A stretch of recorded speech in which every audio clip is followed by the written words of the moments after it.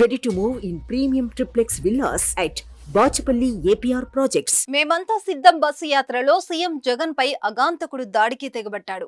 ఈ డీటెయిల్స్ పరిశీలిస్తే యాత్రలో భాగంగా శనివారం రాత్రి 8:10 జగన్ విజయవాడ సింగ్ నగర్ డాబా కోట్ల సెంటర్ కు చేరుకోగానే అటాక్ జరిగింది.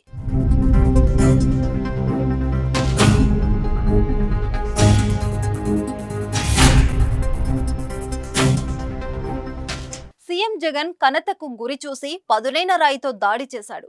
అయితే ప్రజలకు అభివాదం చేస్తూ సీఎం జగన్ పక్కకు తిరుగుతుండడంతో ఆయన ఎడమ కంటి కనుబొమ్మపై భాగన గాయమైంది. దీంతో సీఎం పక్కకు తూలి ఎడమ కంటిని బలంగా అదిమి పట్టుకున్నాడు. ఆయన ఎడమ కన్ను పైభాగం వాచిపోయింది. కాగా ఆ వస్తువు పదును వేగాన్ని బట్టి అది రాయి, గ్రానైట్ పలక, పెల్లెటు, ఎయిర్ బుల్లెట్ ఏదైనా కావచ్చని అంటున్నారు. సీఎం జగన్ ఎడమ కంటిపై భాగాన గాయమయ్యాక ఆ పదునైన వస్తువు మాజీ మంత్రి వెల్లంపల్లి శ్రీనివాస్ కు తగలడంతో ఆయనకు కూడా గాయమైంది. ఆ వస్తువు వచ్చినప్పుడు శబ్దం వచ్చిందని కొందరు చెప్పారు. జగన్ కు బలమైన గాయం కావడంతో రక్తం కారింది. గాయం నుంచి కారుతున్న రక్తాన్ని జగన్ అదిమి పట్టారు. ప్రాథమిక చికిత్స తర్వాత సీఎం జగన్ యాత్ర కొనసాగించారు. దాడి తర్వాత మరో 20 కిలోమీటర్లు బస్సు యాత్ర చేశారు. సీఎం జగన్ పై దాడి కేసులో అన్ని కోణాల్లో పోలీసులు దర్యాప్తు చేస్తున్నారు. కుట్రపూరితంగానే సీఎం జగన్ పై దాడి చేసినట్లు ప్రాథమికంగా పోలీసులు నిర్ధారించారు.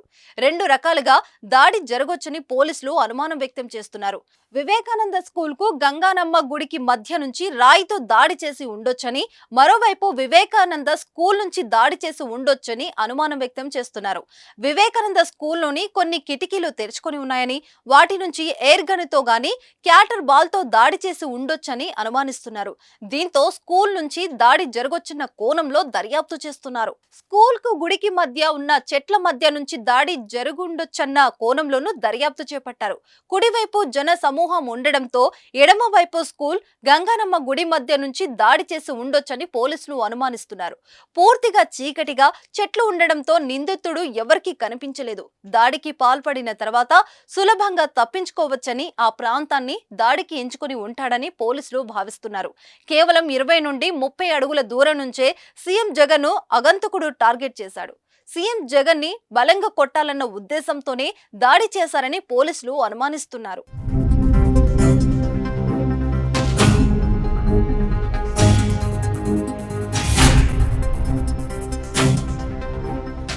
సుమన్ టీవీలో మీ పర్సనల్ అండ్ బిజినెస్ ప్రమోషన్స్ కోసం కింది నెంబర్కి కాంటాక్ట్ చేయండి.